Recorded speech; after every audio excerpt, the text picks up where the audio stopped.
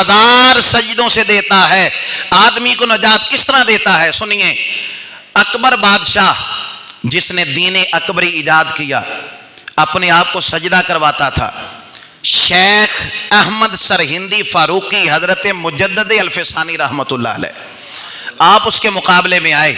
اچھا، وہ بادشاہ ہے، اس کے پاس فوجیں ہیں، اس کے پاس طاقت ہے، اور ادھر یہ اللہ والا یہ مسلح پہ بیٹھ کر اللہ کو راضی کرتا ہے، اس کے پاس حکومت ہے، اس کے پاس اقتدار ہے، اس کے پاس ساری طاقتیں ہیں، اور ادھر یہ جو اللہ کا فقیر ہے، اس کے کپڑے بھی بظاہر ان پر پیوند لگا ہوا ہے، اور بظاہر اس کی حالت وہ درویشانہ فقیرانہ، اور یہ اس کی حالت۔ ادھر بادشاہ ہے جو دین اکبری کا اعلان کرتا ہے، اللہ کے قانون کو للکار رہا ہے، رسول اللہ کی شریعت کو للکار رہا ہے، ادھر یہ اللہ کا فقیر، اللہ کا درویش، یہ اس بادشاہ کے سامنے جاتا ہے۔ کسی کی طاقت نہ ہوئی کہ بادشاہ سے جا کر بات کرے کہ تو اللہ کی زمین پر اللہ کے ساتھ بغاوت کر رہا ہے، کسی میں جب طاقت نہ تھی تو یہ فقیر یہ درویش اس کے سامنے جاتا ہے اور جا کر کہتا ہے اکبر سیدھا ہو جا ورنہ مجھے سیدھا کرنا آتا ہے۔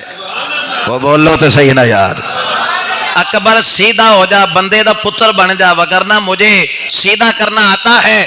اکبر بادشاہ جس کے پاس فوجیں، طاقت، اسلحہ، ہر چیز تھی، کانپنے لگ گیا، تڑپنے لگ گیا۔ یہ بات کہہ کے مجدد الفسانی باہر نکلتے ہیں۔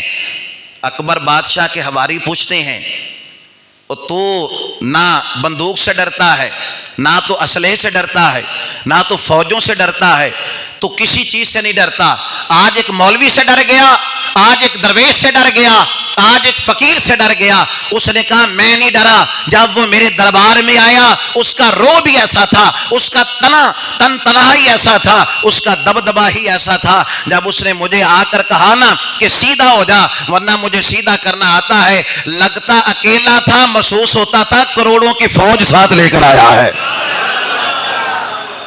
اور یہ تو جذبات تھے اکبر بادشاہ کے۔ اور جب مجدد الفسانی باہر نکلتے ہیں تو آپ کے ساتھ جو آپ کے خادم تھے پوچھنے لگے حضور آپ کے پاس نہ کوئی اسلحہ، نہ کوئی تلوار، نہ کوئی نیزہ، نہ کوئی بندوق، آپ نے کس زور پر بادشاہ پر رعب طاری کر دیا؟ فرمایا میرے پاس کوئی تلوار نہیں، کوئی نیزہ نہیں، بس میرے پاس سجدوں کی طاقت ہے، بس میرے پاس وہ سجدوں کا نور ہے۔ میں نے اللہ کے قریب جا کر اللہ کا قرب حاصل کر لیا، اور جو بندہ اللہ کے قریب ہو جاتا ہے پھر وہ کسی سے نہیں گھبرایا کرتا، کیونکہ وہ ایک سجدہ جسے تو گراں سمجھتا ہے یہ 1000 سجدوں سے دیتا ہے آدمی کو نجات۔ جو اللہ کے سامنے جھک جاتا ہے نا پھر وہ کسی کے سامنے نہیں جھکا کرتا۔